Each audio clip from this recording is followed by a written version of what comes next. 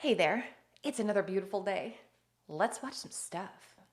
Hey, it's just me. We're gonna take a quick shaky camera look at the Great Awakening map. I'm sorry about the shakiness. You know how much I move my hands. All right, here we go. All right, so here it is. It's a little small, but we're not gonna judge. We're not gonna judge.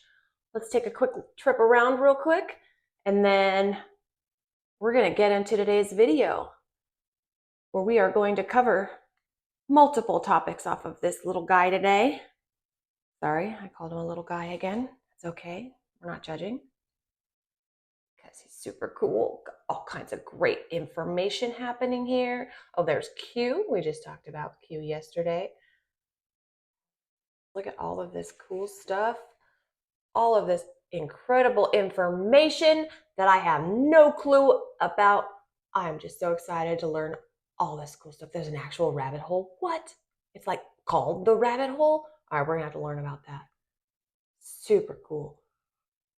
Totally excited. We are going to wake up. If you saw something in there you'd like to dive into, let me know and we will check it out. But I'm going to pull from there periodically and we'll see what we can get into. Quote, voice of God weapon has already been created. The LRAD system, which is used to cast strong signals and crowd dispersion, can also be used to send messages long distances. I'll play a video of the CEO, Woody Norris, describing the voice of God weapon and what it can do when it first came out. So again, this idea of being able to put sound anywhere you want to is really starting to catch on. It also works for transmitting and communicating data. It also works 5 times better underwater. We've got the military had just deployed some of these into Iraq, where you can put fake troop movements a quarter of a mile away on a hillside. Or you can whisper in the ear of a supposed terrorist some biblical verse. I'm serious. And they have these infrared devices that can look at their countenance and see a fraction of a degree Kelvin in temperature shift from 100 yards away when they play this thing. And so another way of hopefully determining who's friendly and who isn't. We make a version of this which puts out 155 decibels. Pain is 120. So it allows you to go nearly a mile away and communicate with people, and there can be a public beach just off to the side and they don't even know it's turned on. We sell those to the military presently for about $70,000, and they're buying them as fast as we can make them. Does anybody know how long this voice of God technology has been in use? How long has it been around? Because I did some digging and I found an article for '07 that says it's making a return, but I couldn't find anything previous to that. I think it's absolutely crazy. Getting inside of someone's mind, like literally making them crazy, because you hear a voice and you don't normally hear voices. That's a problem. That's like psychosis type stuff right there. I'm not a fan of tinkering with the brain, just my personal position, but that falls in line with the Havana syndrome, right? And with 5G and the active denial system, but they also call it a heat ray, like it raises your body temperature. That's absolutely crazy. I don't like it. Hey, thanks for stopping by today. If you're having a good time, please hit that like button and consider subscribing. And then come back tomorrow, because I'm making a new video every day. Fun fact, Yuri Konorozov was a Soviet linguist who cracked the code of the Mayan hieroglyphic writing system, which was a mystery many scientists at the time believed would never be solved. But Yuri approached the problem with the mindset of, what was invented by a human mind can be unraveled by another human mind. But it was actually his cat Asia who helped him solve the code. As Yuri listened to Asia meow at her kitten while teaching it how to hunt mice, he had a eureka moment, realizing communication, both written and oral, is based on signals or promises, with the receiving party obtaining those signals and promises. I don't quite get it either, but it was a major breakthrough for Yuri, and due to this, he always credited Asia as the co-author of all his work, but his editors would always remove her, which enraged Yuri. So when publishers would ask Yuri for a photo, he would always send them this one, and Yuri would get double mad when the publishers would crop Asia out of the photo. The world, however, honored Yuri's wishes. The Mexican silver dollar, a statue in Yucatan, a monument in Cancun, and his headstone all featured the photo of him and Asia.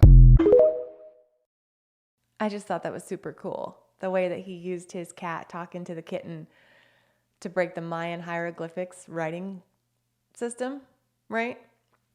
But That's funny how they're like, oh no, don't put the cat in there. Why do we have to put your cat in there? Taking the cat out, and then in the end, the cat prevailed.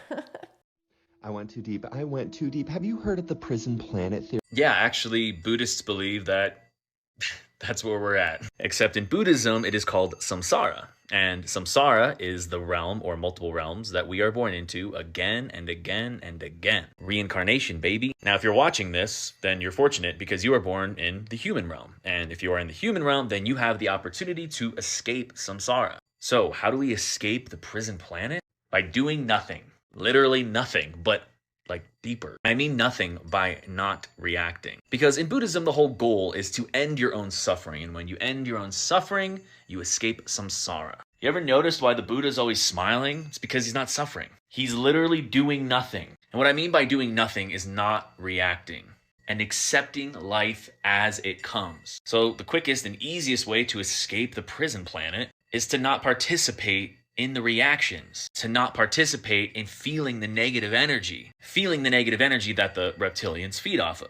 I'm not saying that's what Buddhists believe, but that's what this previous creator is talking about. I'm just kind of connecting the two. Now, this takes practice, but if you can do this, you will become an arahant, which is pretty much the same as becoming a Buddha, but it's a little bit different. So yeah, you want to escape the matrix, you want to escape the prison planet, don't participate. I kind of look at it like becoming a homesteader and just like leaving society, except you're leaving this place in the mind. You're not participating in the negative experiences. I'll leave you with the first quote in the Dhammapada from the Buddha. Mind precedes all mental states. Mind is their chief. Your mind is the predecessor to how you feel and what you experience in your life. You want to escape prison theory, you want to escape samsara, you want to escape the matrix, focus on the mind.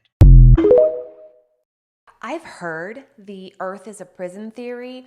Like we are captives of the reptilians and we are captives of other aliens and they're like harvesting our souls and stuff like that. But I haven't heard this one in particular, and I like it because I like doing nothing. Nothing is like my favorite thing to do. When there is any opportunity to do absolutely nothing, that is exactly what I want to do. But to do it as like a mental state, that would take so much effort to literally do nothing. So I understand why these Buddhists and these monks and stuff, they're just like one with everything, right? They're at peace because why sweat the small stuff? Why sweat anything that isn't positive energy? Just kind of push it all out. Don't even bother. Don't react. That's difficult. That is extremely difficult to just not react in any negative manner, especially when things like really irk you, right? And you're just like, to just go and let it go. I'm going to try that. I'm gonna let go of some things. Maybe every day, once a day, a couple times a day. Just let some things go and escape this matrix, right? The Brill Society was a secret society in Germany during the early 20th century. The group was named after the word vril, which is a concept derived from the science fiction novel The Coming Race by Edward Bulwer Lytton.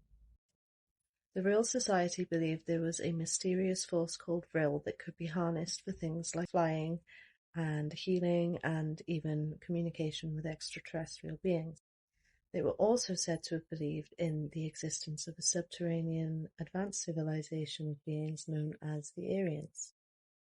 The Brill Society has been the subject of much debate over history and has even been accused of assisting the Nazis with advanced technology, while others believe they just loved talking to them aliens. However, much of this does remain unverified, and the true nature and activities of the Vril Society remain a mystery to this day. Do you have any theories about the Vril Society?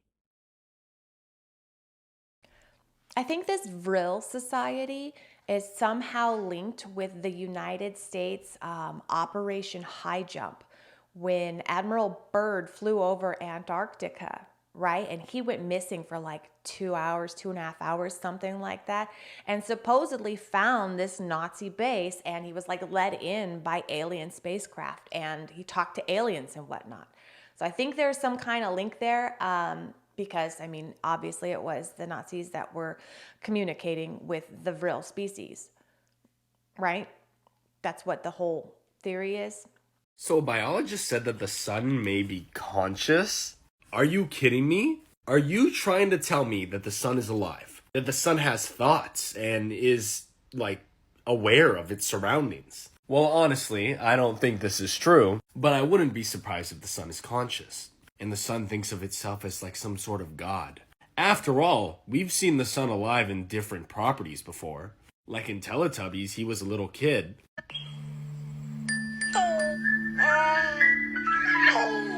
And then the sun grew up and became a menace in Rick and Morty.